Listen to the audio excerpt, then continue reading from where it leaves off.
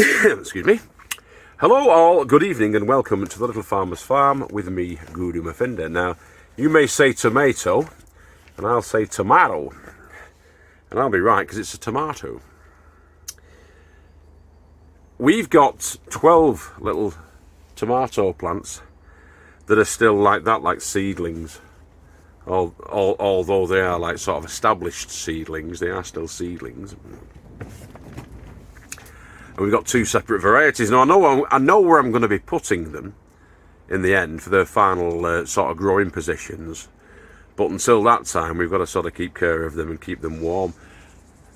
Warm, sunny spot, but inside. You can't put them outside, certainly not at the moment. Our last frost is probably second week of May. So we've still got about 5 weeks left yet until the frost date is up really, and it's over. So we need to keep them protected in that time frame. One thing that tomatoes can't stand, it's a frost of any sort really, and a hard frost will just kill them flat. So we need to look after them. We also need to feed them when the time comes. Now at the moment, they're not being fed. They're being kept warm-ish, as warm as we can, inside the polytunnel, and also inside a cold frame inside the polytunnel, and a propagator there. But yeah, I'll just show you where we're going to be finally placing them, and also what amendments we're going to be putting into the soil when we do plant them out, and what feed we're going to be giving them. And it's not tomerite. All organic, all natural. Okay, now when the time comes, which is going to be in about 6 weeks time, 4 to 6 weeks time, we're going to be planting those tomatoes inside here. I'm going to build up the sides by another 6 inches, like we've done on that side. And that's where they're going to be sat, that's where they're going to be situated and planted in to here. Now hopefully in here we're going to have quite a few tomatoes. All of this side is going to be full up with tomatoes. But what we will be doing is we'll be growing on those plants until we get the side shoots coming off, and I'll be starting more further plants from that. But with the 12 plants that we've got, we're going to be able to fill this, believe it or not, because the spacings are going to be sort of 2 feet. So I'm going to put a plant there, and a plant there, a plant there, and there, and there, and there, working all the way down to that. And all this side is going to be purely tomatoes. So we're going to get 24 tomato plants hopefully in there. Now you're saying to yourself, he's only got 12 plants. All shall be explained later. In here we're going to have the cucumbers. So we're going to have 4 cucumber plants in here growing up, and we're going to have a couple of pepper plants in there. Corno di Toro Rosso, or the bell peppers. Not decided which yet, but that's where they're going to be going. And that's in the lady farmer's side. In fact, the chili peppers, basket of fire, we've got chili peppers, may well be going on top of that little table there, instead of actually down in the ground. They're going to probably be in one tray, 2 pots in each tray, set back a little bit, and the fiery peppers are going to be growing there. Okay, so how do you get 24 plants from 12 plants? I'm not buying any more, but what will happen is you'll find with the tomato plant that every stem that comes off the plant can be snipped out, put a bit of potting mix on it, put a bit of that root assistance stuff.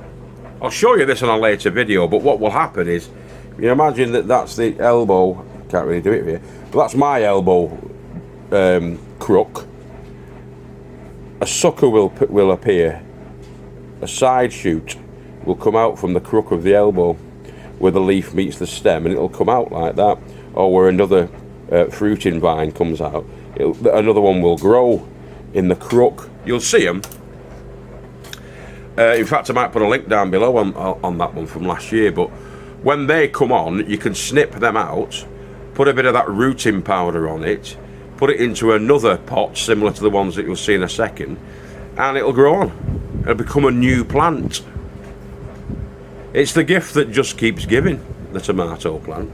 You could probably potentially get about 30 new plants from each plant.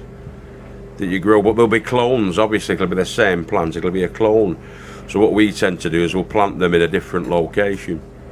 So we'll start them off in the lady farmer's greenhouse or polytunnel, and then we'll put the fresh plants, the cloned plants, into the bigger one. And you can do that from probably about week 6, forgive the tooth. So yeah, that's what I mean by that. And the other thing is the cut flower buckets. Get yourself some of those cut flower buckets, 10-inch buckets you want. Alright, now this all looks messy right now, doesn't it? But we're going to be getting 3 tomato plants in there. So there'll be 3 sun gold plants going in there. And there's going to be 2 of the money maker there. So 3 sun gold in that one, and 2 money maker in that one, and 2 cucumbers in that one, which are going to be the Tasty King, hopefully. Tasty King cucumbers. Okay, so this is what we've got. We've got Super Sweet 100 there. Got 2 of those. We have 6 of the Sun Gold, because the Sun Gold cherry tomatoes are by far, in my opinion, the sweetest and tastiest, closely followed by the Super Sweet 100. The only reason we've gone for the Super Sweet is because the red, and those are like a golden orangey yellow colour, just for a bit of extra colour. We've got some chili peppers there as well. We're not massive fans of chili pepper, but we do tend to use it occasionally in cookery.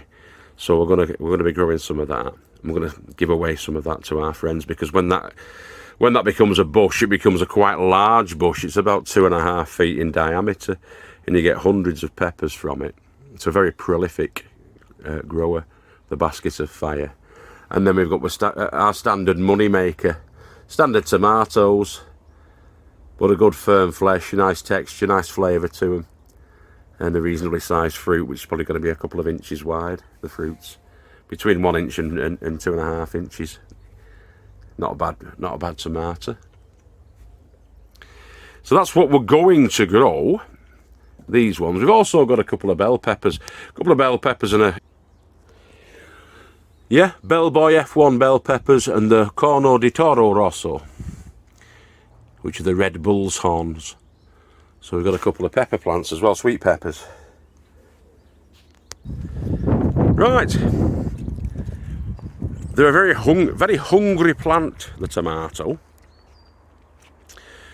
And the peppers are not too far behind either. We've got cucumbers there too, but what we're going to be showing you right now is the natural feeds and soil amendments that you're going to be wanting to put in, especially with the tomatoes. You're going to need to be putting in some bloodfish and bone for a start, which you can get from the shops. Don't know of an alternative that you can use. Maybe spinach or something, seaweed or something, I don't know. I'd go for bloodfish and bone, but we'll show you that later when we're planting them all out. I'll show you the things that you're going to be needed as well later on in about 4 weeks time. But for now, the plants and the eggshells are the key to prevent certain things from happening. One of them being, for definite, blossom end rot on your tomatoes. You want to get calcium into the ground, into the soil. But first I'll show you our comfrey, which is going to be the liquid feed as the plants grow on through the season. Okay, that's comfrey. I'm going to chop some of that in a second or two. And we're going to start off some liquid feed. We've already got some liquid feed, a couple of gallons of liquid feed that we took from last year. But I'm going to show you how to make it now. It's dead simple. You may have seen it before if you're a long-term viewer, but for you newbies, this will be comedy gold. Okay, all you're going to need is a 10-litre watering can, a bucket with a good sealable lid on it, and some comfrey. Oh, and a brick. Oh, shoot. That one will do.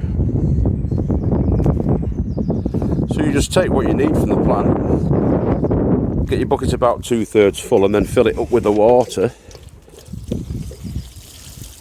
till it's about 1 inch away from the top.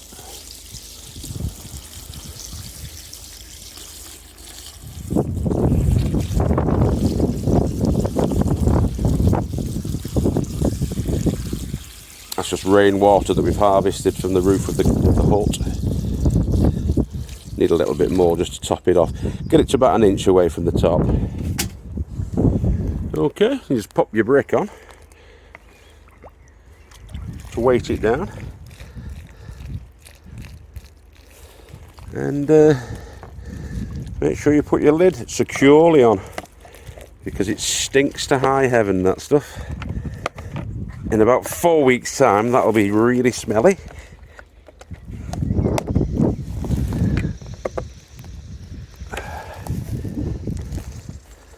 See how we go. I'm just going to leave that in the greenhouse, and it'll assist. The warmth, extra warmth, will assist in the fermentation process and get that into the liquid feed that we want it to be in about a month's time. So, started on the 4th of April, that'll be ready first week of May. Feed for toms. Got the nettle tea there as well, same sort of principle. Once all that's ready, you decant it very carefully into these through a funnel, and those are just your 6-pint milk jugs, and that's what we've been using to feed these with. The kale over winter, and also these purple sprouting broccoli. Well, that's a different site. That's a nitrogen rich feed, nettle, whereas the comfrey is better for your tomatoes. Yeah, so the comfrey feed is going to be a liquid feed that we add in probably 20% of the comfrey feed to 80% water when we're actually watering them up and feeding them from the top with the liquid. That's through the growing season, once they're established as plants and the first fruits or the first blooms are starting, then we'd start to add that really. But pre-plant up, this is what you want. Eggs, or rather egg shells. Now we're going to get those home. We collected those from our local sandwich shop, which is called The Sandwich Shop in Warrington, on Knutsford Road in Warrington, and she's collected them for us. That's just a week's worth really of eggshells there. There's about 100 altogether eggshells, but they'll need to be ground up into a powder, which is the next stage. I'll show you that next, back at the ranch. Mustn't forget to cover those up with the plexiglass, keeping some heat overnight. Might close one of the vents off, or half shut the vents. Yeah. To the homestead! Okay, we're back at the ranch.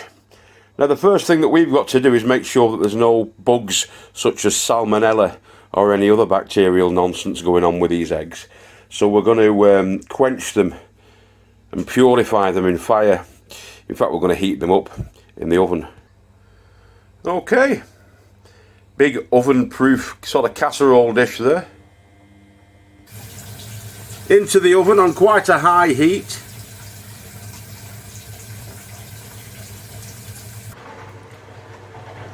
For about 20 minutes. Okay, so 15 minutes really at that heat was enough time to kill off any bugs that were on those, for sure. So the next step is to get them ground up. So I'm going to be putting those shells into those bottles, which are going to be attached to that Mo Farah blender, and away we go. Right, they're in. Let's get blending.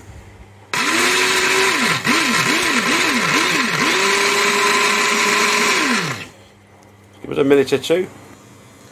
Have to shake it up and down a little bit to get it all down to the bottom. But that's all I got out of them shells.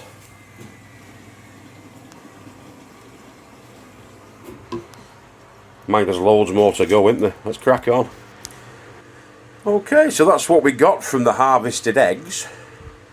I'd say, as I say, about 100 eggs there, and it's just over 300 grams of what is essentially calcium. Great stuff, innit? You need about 50 grams per plant at the most, really, mixed in with the growing medium around it, around where the root ball sits, to do the job. Keeps the tomatoes healthy, toughens the skin wall. Certainly massively assists in preventing blossom end rot. Helps with the uptake of water, and it gives the tomato a sort of a, well, it gives it the vitamin boost that it needs to help the cells of the tomato, the growing tomato, the cell walls. The calcium's brilliant stuff for tomatoes, but you don't need to overdo it. 50 grams per plant. We'll show you that at a later date. Yeah, just powder it in with the rest of your amendments in the soil and the growing medium that you're using. In fact, in the actual pots. Well, I'll show you later on that, but just make sure you can try and get hold of those shells. Ask at your local cafes. It's a byproduct, isn't it, from what the bakeries and things like that. See if you can get hold of them. Ask your friends, get them to collect them for you. All right. Catch you later, boys and girls. Like I say, I've just put those into the old takeaway containers, and I've got 4 or 5 weeks now to collect more. I've enough there to do at least 6, so and that's in a week, so that's another, able to do at least 36, enough for calcium for 36 plants easily by the time it's planting out time. So get on that. Alright guys, and get on the comfrey as well. Try and get hold of some comfrey. If not, get some stinging nettles. Although nettles are better off for your leafy greens. Still do the job for tomatoes. They won't harm the tomatoes as a liquid feed. Keep growing with your heads down, boys and girls, and I'll see you later on. If I don't see you through the week, I'll see you through the window. This is Gordon Muffinda signing out, and remember, we love you all. Take care of yourselves and each other. Alright. Bye-bye now, guys.